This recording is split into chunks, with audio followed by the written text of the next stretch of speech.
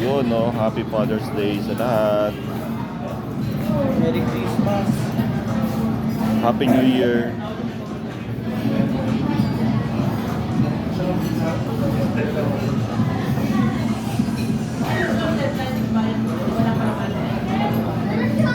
Sama si Daddy. Mimi, oh. Guwapo ko. Ayun na, okay na.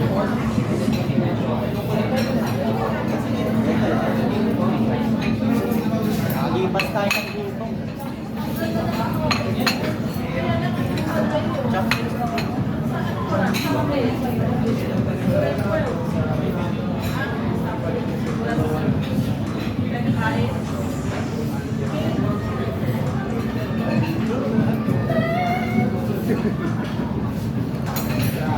Ako dito mo pa sa akin.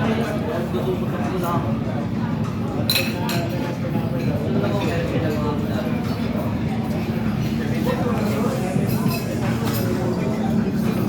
Ito pag isinusubo ito. Pero mas maraming ano, mas maraming tao pagka Mother's Day. Kasi mas marami ang babae. Mas marami ang babae talaga sa bilang. Kaya pagka Mother's Day celebration, talagang punong-puno ang mall. Kaya konti lang ang lalaki.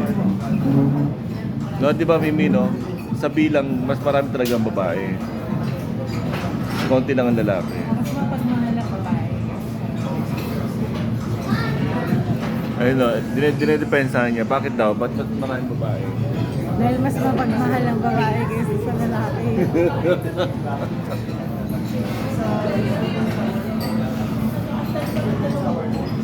Ay, ayun. Kahit naman sa klase. Alam mo ang babae. Hindi, ngayon. Mas lamang lalaki. Gusto sa babae. Mas maraming lalaki. Talagang ano, kakaedad na tayo. Marami ko ng white hair. Marami na tayong white hair.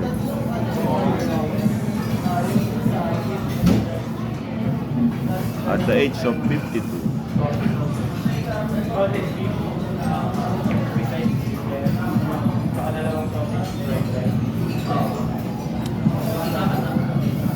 So yun na.